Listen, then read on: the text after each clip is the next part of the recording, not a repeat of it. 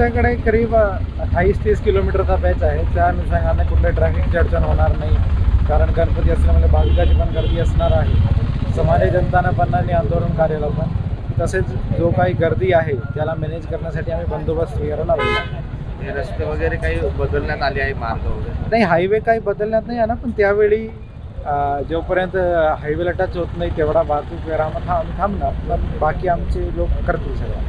या संदर्भात तुम्हाला नोटीस वगैरे काही देण्यात आलेली आहे काही? परवानगीचा लेटर दिला.